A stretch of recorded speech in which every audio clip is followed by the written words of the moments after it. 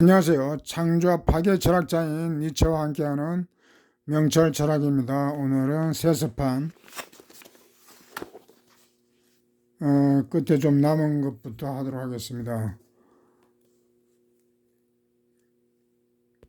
지난 시간에 위대한 정오, 위대한 승리에 관한 것을 했는데, 오늘은 나 자신을 그리고 가장 은밀하게 감춰 있는 내 의지를 위해 준비가 되어 있기를, 자신의 하세를 열렬히 욕망하는 활, 자신의 별을 열렬히 욕망하는 활로서의 말이다.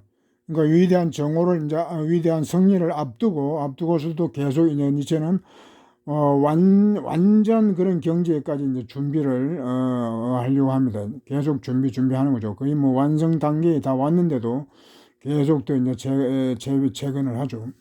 이거 이제 활하고 별 이렇게 나왔는데, 요게 이제 다 하나의 삼위일체를 이룬 거죠.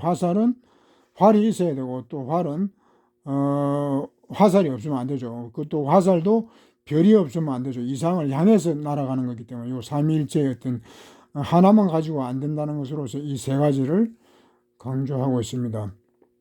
자신의 정오를 위해 맞이하여 준비되어 있고 성숙해 있는 절멸의 위를 지은 태양의 화살로 인해 장렬하여 꿰뚫린 채 보게 기여하는 별로서, 좀 비상한 내용이죠. 화살 꿰뚫린 채 보게 기여한다. 승리 속에서 절멸하여 없애버릴 준비가 되어 있는 태양 그 자체와 가차없는 태양의 지로서, 요건 좀 비상한 내용이라고 하겠습니다. 절멸, 완전히 태양이라고 하는 것은 세계를 초토화시킬 수 있는 그런 위력을 가지고 있죠. 그리고 이제 태양 얘기가 나오는 것은 초인의 경지가 최종적으로는 태양과 같은 그런 위대한 존재가 되고자 하는 그런 어떤 의지의 표현으로서 니체가 마지막에 태양을 이렇게 끌어들인 것 같습니다. 그러니까 초인이라고 하는 것은 결국 태양과 같은 니체의 어떤 그 철학이 태양 철학, 태양 도덕, 태양과 같은 그런 존재가 궁극적으로 되고자 하는 그런 욕망을 가지고 있는 거기 때문에 이제 태양과 같이 그런 마지막을 장식했으면 좋겠다는 그런 의미도 되겠고, 또 이제 여기 이제 뭐 절멸 이런 얘기하고 태양에 꿰뚫린다 이런 거로 봐서는 어떤 승리를 이루고 난 뒤에는 깨끗이 이렇게 태양처럼 절멸하는, 그러니까 자결이라고 하는 그런 것을 암시를 하고 있다고 보여집니다. 그러니까 어떤 승리 이미 그 과업이 다 끝났을 때에는 그렇게 이제 깨끗이 소멸하는 그것도 이제 의미가 크죠. 그러니까 태양도 언젠가는 태양도 소멸하는 거니까, 태양이 무한정 그렇게 있는 존재하는 것도 아니고, 우주도 이제 유한하다고 또 그러더라고, 우주까지도. 그러니까 이제 태양처럼 살다가 죽을 때에도 태양처럼 그렇게 멋있게 마무리를 하겠다, 이제 그런 의지가 담겨 있다고 봅니다. 공고의 전환이여 나의 필연이여 위대한 승리여 하나를 위해 나를 아끼다오. 이 세습판이 엄청나게 여기 이제 긴데, 한 장임에도 불구하고 지금 여러 차례 이제 강동을 했습니다. 그만큼 요 세습판 이것이 니체 철학 전반을 다 이제 압축해 놓은 거기 때문에 대단히 중요하고, 이거는 뭐 곱씹어서 다시 반복해 익히는 것도 좋겠습니다. 그럼 이것으로 끝내고 앞으로 가가지고 오늘은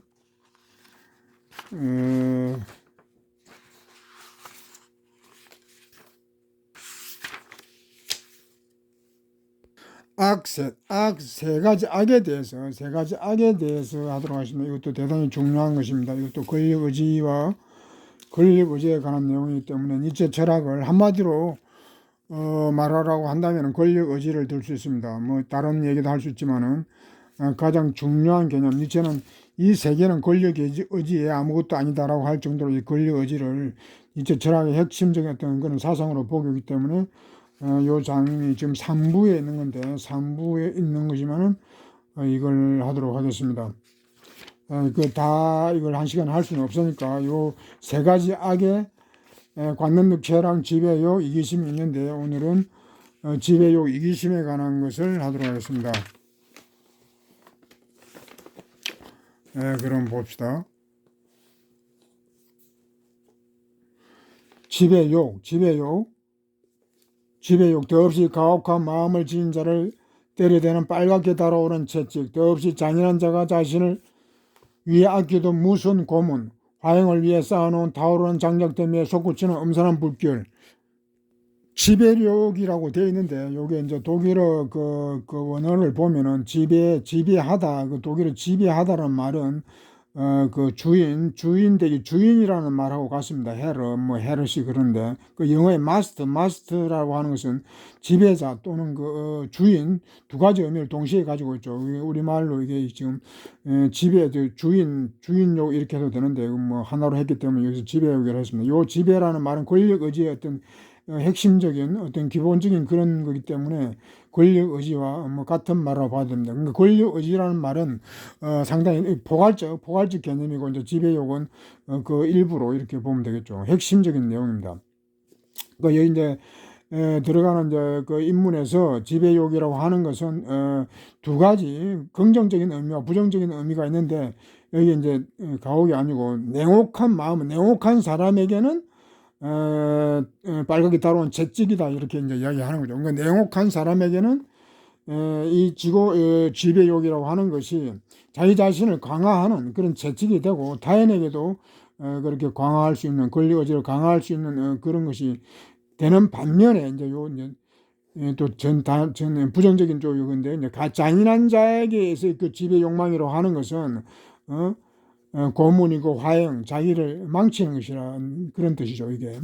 그러니까, 권력 의지적인 어떤 그런 인간, 초인적인 인간, 그런 사자 이상의 인간에게 있어서 어떤 권력 의지라고 하는 그런 욕망, 그런 것은 어떤, 자기 강화를 위한 어떤 그런, 도구가 되지만은, 낙타와 같은 그런 존재에게는 자기 인생을 완전히 파괴하고, 고문이 이런 거는 파괴하는 거죠. 죽이는 거, 자기 인생을 망치는, 그런 수단으로밖에 안 된다 이 말이에요. 그러니까 왜 낙타가 잔인한 존재가 되는가? 낙타는 온순하고 선량하지만은 또 한편으로는 잔인한 그런 어떤 원한 감정, 복수욕이 있는 것입니다.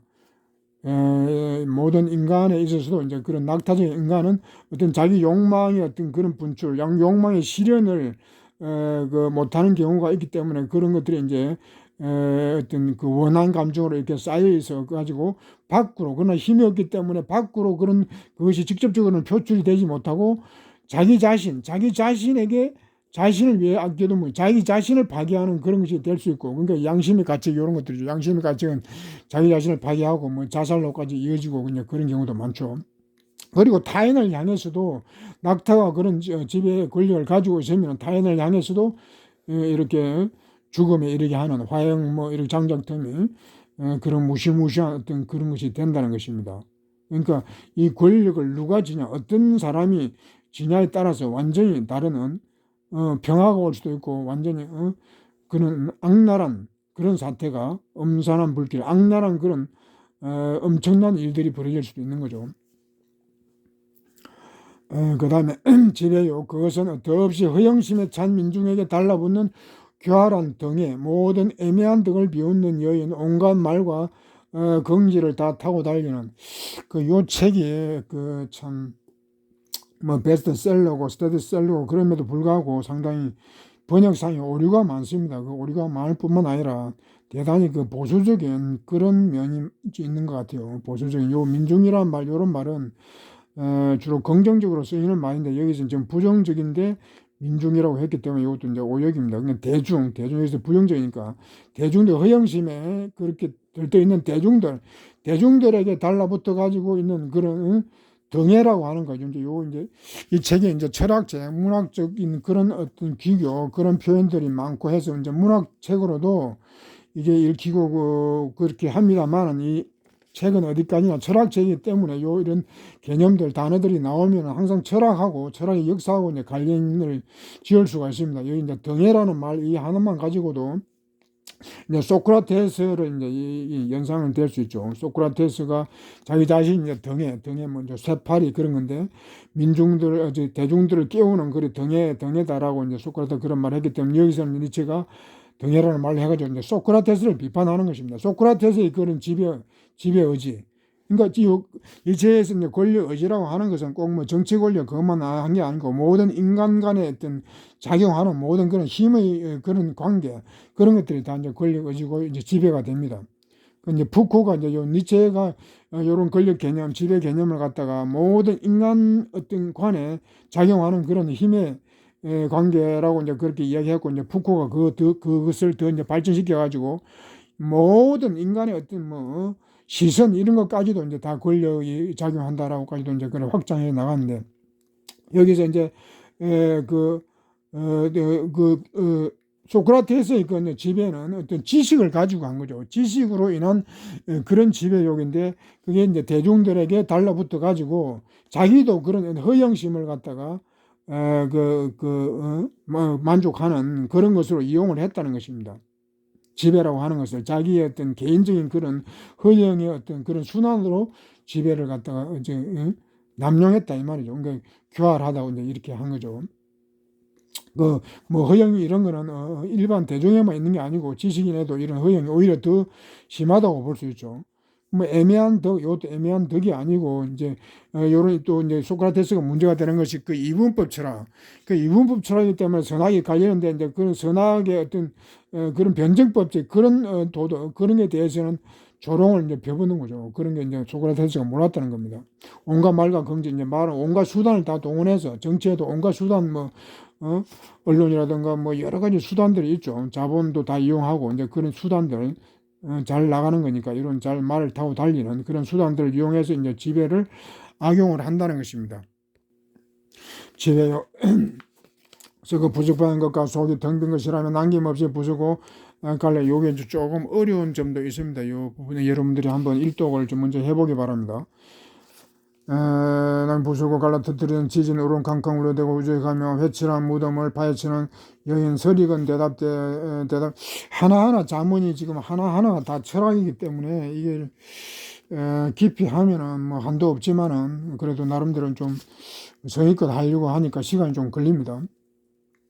서리건 대답 곁에 번개처럼 떨어지는 물음표, 이것도 이제 지배욕에 대해서 이제 부정적인 그런 것을 설명을 하고 있습니다.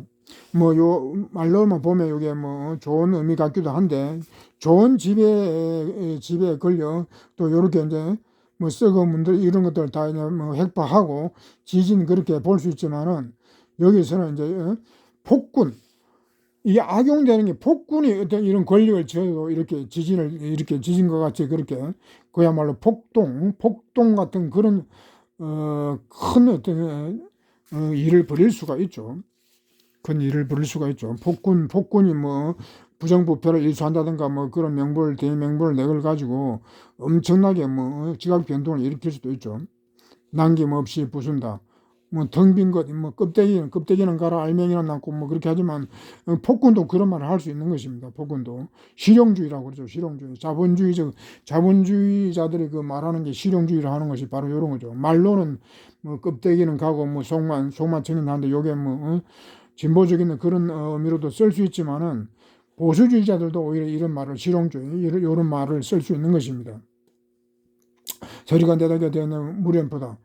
물연포라는 골치, 그런 지배라고 하는 것, 지배욕이라고 하는 것이 골치 덩어리다 이 말이죠. 골치 덩어리. 이제 계속 부정적인 내용입니다. 지배욕 그 눈에 띄기라면 하면 사람들이 기계되는 머리를 조아리며 전쟁 건강에 되는 그리하여 뱀과 돼지보다 더 비천하게 되는 끝내 크나큰 경멸의 절규가 사람들로부터 터져나오는, 아주 이거는 뱀, 돼지 뭐 이런 말을 지금 나옵니다. 그렇지만 요게 뭐 틀린 말 비유가 아주 적절하다고 봅니다. 그러니까 인간이 지배자에게는 뭐 뱀, 돼지다 이 말이죠. 그 뭐 그런 말도 뭐 돼지 같은 뭐 민중이라고 뭐 그 공무원이 그때 고위 공무원이 그런 얘기도 했는데, 아주 그 경멸적인 그런 용어죠. 그 공무원이라는 자가 이제 민중을 위해서 봉사 헌신해야 될 자가 그 민중을 갖다가 뭐 개돼지다 뭐 이런 말을 했다는 거, 그건 뭐 그런 거는 파면이 아니라 뭐 처단을 해야 되는데, 뭐 파면됐다가 다시 복직됐다 그러더라고요. 파면도 아니고 뭐 어떤 갱고를 먹었다가 있을 수 없는 일입니다. 지금 이게 니체 시대만 아니라 지금도 지금 우리 현실이 이 모양이죠. 우리 현실이 민중들이 인간다운 대접을 받지 못하고 지금 이렇게 이런 대지 취급을 받고 있는 게 아닌가. 참 보통 심각한 문제가 아닙니다. 모두가 좀 분기탱천해가지고 좀 세상을 좀 바로잡았으면 좋겠습니다.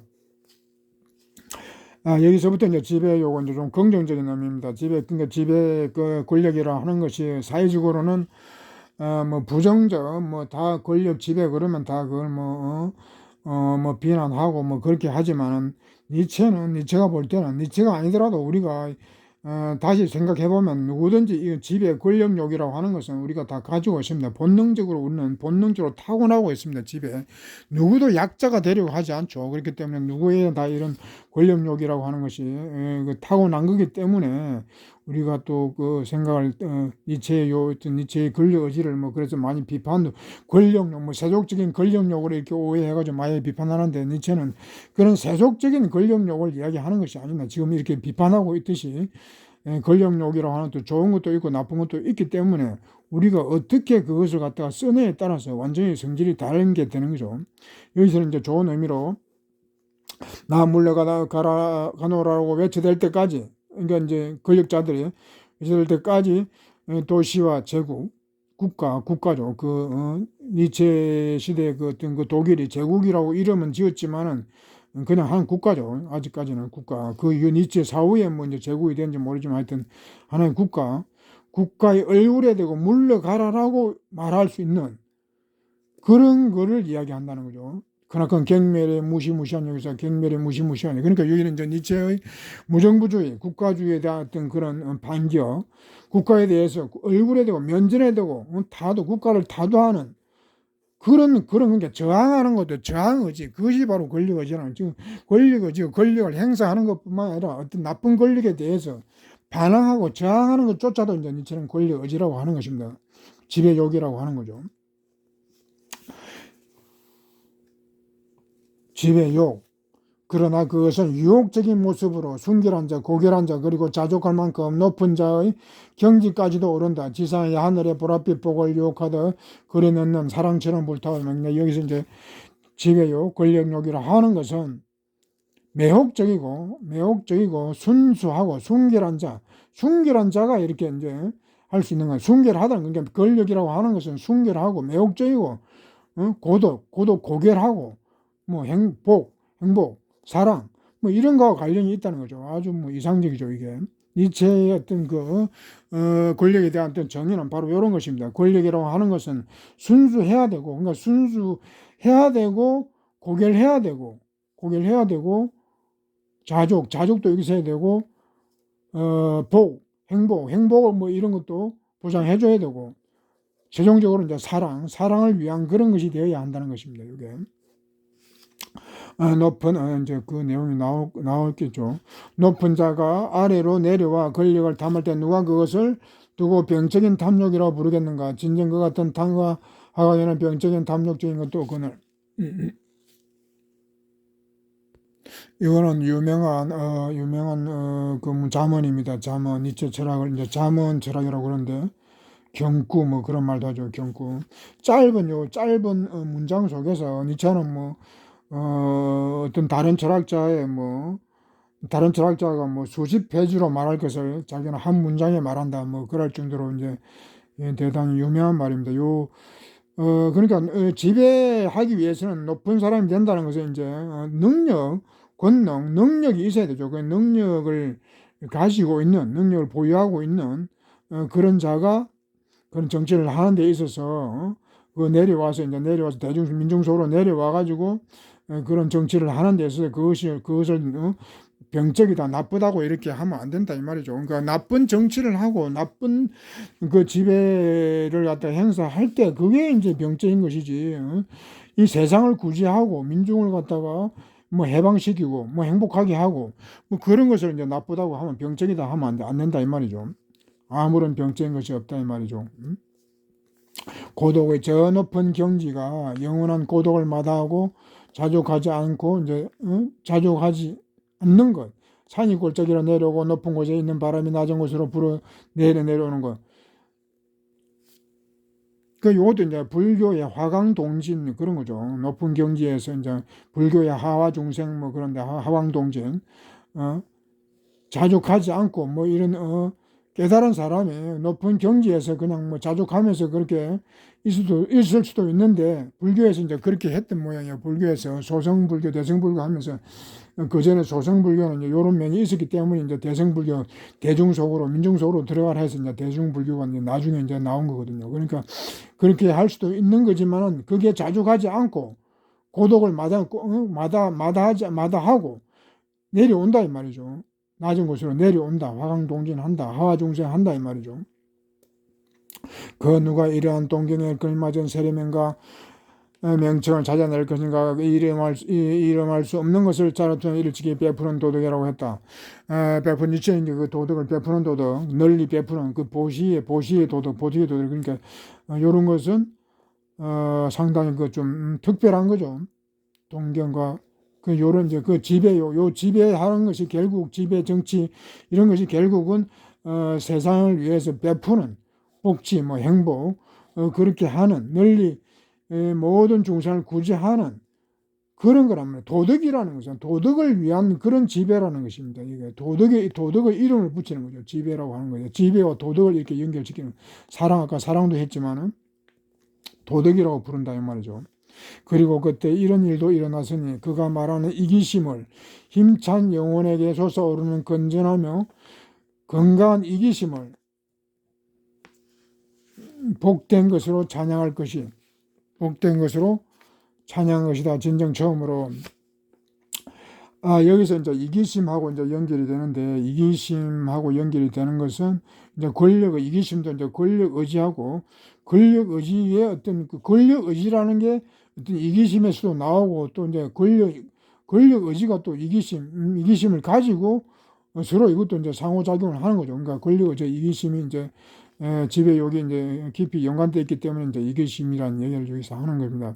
그 이기심은 힘찬 영혼에서 솟아오른다 이 말이죠. 힘찬 이기심이 복된 것이다. 그래서 요걸 이제 니체가 최초로 이런 것을 이야기한다는 것이다. 여기 이기심이라고 했지만은 여기 이제 영어나 도구에서는 자기 본의 영어의 셀피시라고 하는 것은 그 뭐 이기적이다 그런 말도 있지만은 자기 본의의 뭐 그런 뜻도 있습니다. 그 독일도 마찬가지. 그러니까 여기 자기 본의 주체성 두 가지는 아까 그 지배라는 말도 주인이라는 말과 그 지배 두 가지 뜻이 있다고 했더니 이기심도 자기 본의 뭐 주체 뭐 그런 의미도 있으니까 요 이기심이라고 해서 부정적으로만 생각할 건 아닙니다. 그러나 제가 또 이기심과 그 자기 본의를 또 그게 엄격하게 구분하는 것도 또 쉽지 않기 때문에 그냥 이기심이라고 하는 말을 가지고 요 이기심이 어떻게 주체성과 연결되고 이게 또 세계 어떤 권력의지 또는 세계의 이익이 되는가 이제 그런 얘기를 지금 하려고 하는 거죠. 그러니까 요런 이기심에 대해서 찬미한 사람은 니체가 처음이라는 것입니다. 니체 이전에도 물론 없지는 않았겠지만 이제 본격적으로 이기심에 대해서 그런 옹호를 한 것은 이제 니체가 최초다라고 하는 그런 자부심이 이제 있는 거죠. 고상한 신체 아름답고 강력하며 성이 있는 신체가 속해 있는 그 주위에 있는 모든 사물이 여러분 꼭 한번 문제 읽어보기 바랍니다. 사물이 그울이 되어 대비 주어져 있는 그 힘찬 영혼세계 솟아나는 그러니까 이기심 주체성이라 하는 것은 고상한 신체를 전제하고 아름답고 강력하며 생기는 신체 이런 건강한 신체 그러니까 니체는 육체와 이제 정신을 분리하지 않으니까 하나로 보기 때문에 그런 신체 속에서는 정신이라고 하는 것도 이제 고상한 정신, 힘찬 영혼이 아니고 정신이 이제 솟아난다는 것입니다. 이 자꾸 영혼이라는 말을 하는데 영혼이라고 하면 안 되고, 독일어로 영혼이 돼 있긴 하지만, 독일은 뭐 젤인가 뭐 영어의 소울인데 니체는 이제 그게 이제 정신이란 말이 도구에서는 너무 그 해결적인 그런 어떤, 그 냄새가 나기 때문에 니체가 일부러 그 이제 가이스트 그 말을 피한 것 같은데 우리말에는 그렇지만 우리말에는 정신과 영혼에 뭐 그런 게 없으니까 우리말로는 정신이라고 이렇게 번역해야 옳습니다. 이건 이제 잘못된 번역입니다. 이건 중요한 건데 영혼이라 할 때는 이제 그 귀신 죽은 거에 대해서 이제 주로 하죠. 그러니까 우리말에 자꾸 요즘 영혼이라는 말도 지금 일상적으로 많이 쓰이는데 정신이란 말을 우리가 바로 잡아야 됩니다. 정신이란 말이 훨씬 좋은 말인데 왜 이런 그런 안 좋은 말을 쓸 이유가 없죠. 거울이 되어서 비춰주고 있는 그 힘찬 모든 사물이 거울이 된다는 게, 모든 사물이 비춰준다, 사물이 빛내준다, 사물들, 모든 사물하고, 그러니까 나의 이기심이라고 했지만 그 이기심은 뭐 이기주의 이런 것이 아니고, 모든 사물들과 함께하는, 사물들이 빛이 되어주고 또 내가 사물들을 빛나게 하고 하는 그런 상호작용에서의 그런 이기심인 것입니다. 관계 속에서. 그러니까 이기심이라고 해서 완전 고립된 그런 것이 아니고, 만물과 관계하는, 니체의 철학은 이제 관계 철학이라고 이렇게도 하는데, 관계 속에서 이제 그렇게 있는, 존재하는 그런 이제 이기심. 그래서 힘찬 영혼 이렇게도 이야기하는 거죠. 더 유연하며 설득의 힘을 지닌 신체, 비유와 정수가 자기 향락적인 어떤 영혼인 저 춤추는 자, 이 같은 신체 영혼이 누리는 자기 향락은 스스로 일컬어 덕이라고 한다. 또 향락 이런 것도 이것도 번역이, 요 책이 좀 번역이 오늘 오류가 많습니다. 향락이 아니고 자기 희열, 환희, 독일어 루스트라고 그러는데, 환희, 희열, 다른 책에도 희열로 되어 있습니다. 자기 희열. 이 향락 이러면 환락 이런 식으로 좀 나쁜 의미가 되어버리기 때문에, 그런, 요런 것을 갖다가 자기 향락은 스스로, 그러니까 자기 향락이 스스로 이렇게 할 수는 없죠. 그러니까 의인화해가지고 자기 향락. 그러니까 이기심은 바로 자기 환희를 품고 있다 이 말이죠. 자기 환희. 그러니까 이기심이라고 하는 것은 권력 의지와도 관련이 있고, 힘찬 정신 이런 거, 강력한 이런 신체 이런 거 함께 하기 때문에 자기 환희 속에 있는 거죠. 이기심도 환희 속에, 환희와 이게 나눠지는 게 아니기 때문에, 그렇기 때문에 그것을 덕이라고 한다. 자기 향락도 덕이라고 한다. 이런 고상하고 힘 있는 이런 거 함께 하는 그런 이기심이기 때문에 그것이 도덕이라는 것입니다. 덕이라는 것입니다. 이 같은 자기 환희, 자기 희열은 그러니까 이기심이죠. 이기심의 어떤 그 본질이 자기 희열이라는 것입니다. 기쁘지 않으면 그 이기심이라는 게 작동할 수 없죠. 성스러운 숲, 성스럽기까지 하다는 거죠. 이 자기 희열, 이기심이라고 하는 것은 니체는 성스러운 경지까지도 이제 올리는 것입니다. 성스러운 숲과 같이 감사듯이 좋은가 나쁨이라는 말로 자신을 감싼다. 행복을 일컫는 명칭들을 앞서 온갖 경멸스러운 것들을 자기 자신으로부터 몰아내는 것이다. 이제 좋은가 나쁨, 이제 요 얘기도 좀 어려울 수 있는데, 이제, 니체는 요런 개인을 내세우면서, 주체성을 내세우면서 기존의 어떤 그 보편 도덕, 보편 선악에 대해 어떤 그런, 반해서 어떤 이렇게 주체적인 도덕, 주체적인 선악이라는 의미로서 이제 선악이라는 말을 하지 않고 이제 좋은가 나쁨이라고 하는 겁니다. 주체적인 도덕을 이제 주장한다 이 말이죠. 경멸스러운 것을 몰아내고, 자신으로부터는 경멸적인 것은 다 이제 그럼으로써 주체에 반하는 것들은 다 이제 배척한다 이 말입니다. 자기 향락은 자기 환희는 자신으로부터 일체의 겁을 쫓아낸다. 그는 말한다. 나쁜 것, 그것은 겁많은 것이라고. 허구한 날 근심에 쌓이는 자, 한숨 지는 탄식하는 자, 그리고 작디 작은 의기나 챙기는 자가 그에게 정멸할 만한. 오늘 목이 상태가 별로 안 좋습니다. 요 겁이라고 하는 것도 이제 겁이 아니고 비겁입니다. 비겁. 요런 것도 중요한 건데, 이제 요 번역 오릅니다. 자기 향락이라고 하는 거, 이기심은 자신으로부터 일제히 비겁함을 쫓아버린다, 없앤다, 제거한다 이 말이죠. 그러니까 겁이라고 하는 그냥 두려움이고, 비겁함이라고 했을 때는 그 비겁은 비굴함, 비천함 이런 게 다 포함되죠. 그 비 플러스 그런 거하고는 그런 것을 쫓아내죠. 그러니까 비겁함 이런 것이 바로 이제 권력 의지가 없는 거죠. 권력 의지가 없기 때문에 이제 비겁하게 되고, 그거는 주체성에 반하는 것입니다. 그래서 이제 쫓아본다 이 말이죠. 그래서 니체가 이제 나쁜 것이라고 하는 거, 악이라고 하는 것은 그것은 한마디로 뭔가 비겁한 것이다. 겁이 아니고 비겁한 것이다. 그러니까 비겁하다는 것은 권력 의지가 이제 약하든 권력 의지가 없는 그런 것, 그것이 바로 악이라는 것은, 니체의 선악이라고 하는 것은 권력 의지적이면 그것이 선이고, 니체 도덕은, 니체는 진선미가 간단합니다. 그냥 권력 의지와 반하면 다 위약추가 되는 것이고, 권력 의지를 발현하고 권력 의지를 꽃피우고 그런 것은 다 이제 진선미가 되는 것이죠. 그러니까 나쁜 것이라고 하는 것은 그게 기존의 어떤 그런 선악의 기준 자체하고는 완전히 다른 거죠. 권력 의지로서 선악을 결정하는 거니까.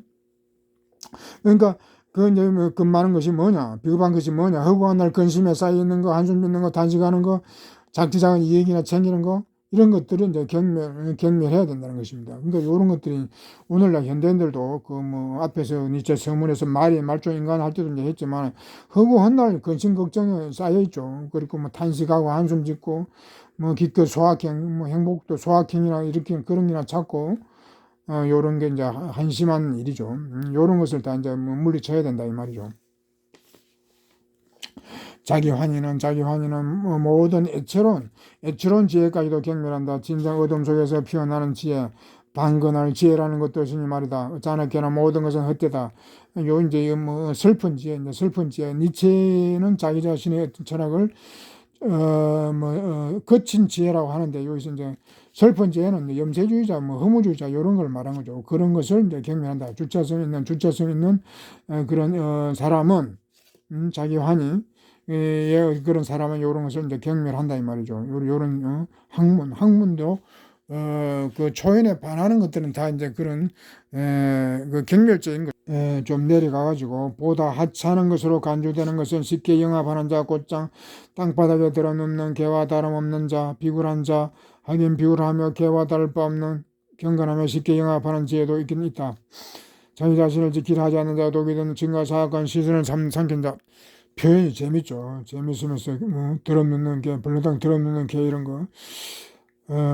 참 이게 영합한다는 것은 뭐 대중영합 뭐 주로 그럴 때 많이 쓰는데 대중영합뿐만 아니라 자본의 영합하고 국가의 영합하고 뭐 아부하고 이런 것들이 많죠. 이제 그런 것들은 하찮은 것으로 싸는 것으로 그런 것도 다 이제 물리치고 추방시켜야 한다는 것입니다. 이제 이거는 그런 지혜 학문 그런 거 영합이 학문이라고 하는 것이 어느 것보다도 그런 이런 영합, 대중영합이라든가 그 자본영합을 많이 하죠. 과학이라고 하는 걸 뭐 객관적, 뭐 가치 중립적 그러면서 뭐 진리인 척 하지만은 이렇게 자본과 이렇게 그 굴종적으로 영합하고 이제 이렇게 하죠. 이건 정말 이런 것은 비굴하기 짝이 없고 뭐 개 같은 짓이죠.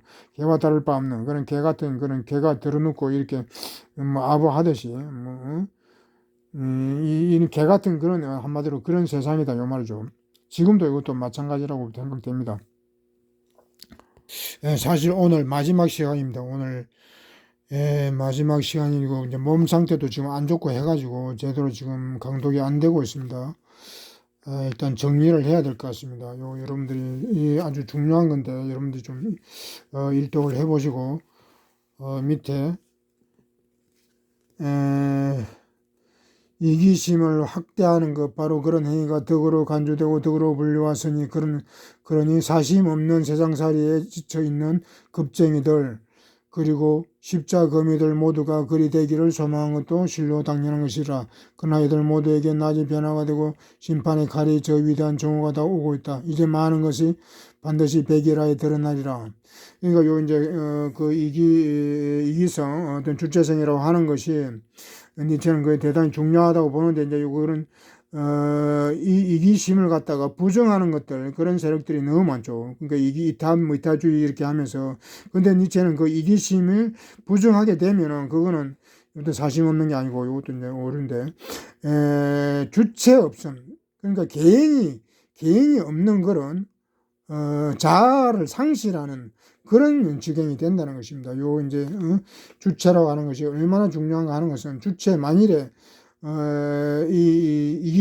이기성을 갖다가 그렇게 배타하고 배척하면은 결국 자아를 상실하고 많은 그런 완전히 어떤 극단적인 그런 상황이 이제 온다는 거죠. 그러니까 우리 사회에 지금 과연 주체성이라고 하는 것이 있는가, 정말 개인이라고 하는 것이 존재하는가, 그게 만일에 없다고 그러면 그 사회는 거의 망조죠, 망조. 자아가 없는 그런 세상, 자아를 잃어버린 자아가 없다는 것은 곧 인간 전체의 어떤 인간 본성 그런 것들이 다 사라졌다는 거, 인간성 상실 그런 거 관련이 되기 때문에 요 이제 자아 상실의 시대 그런 데서 이제 니체 요 이제 그 주체 문제 그 개인성 것도 그 뭐 사유주의 사심 또는 뭐 아까 요한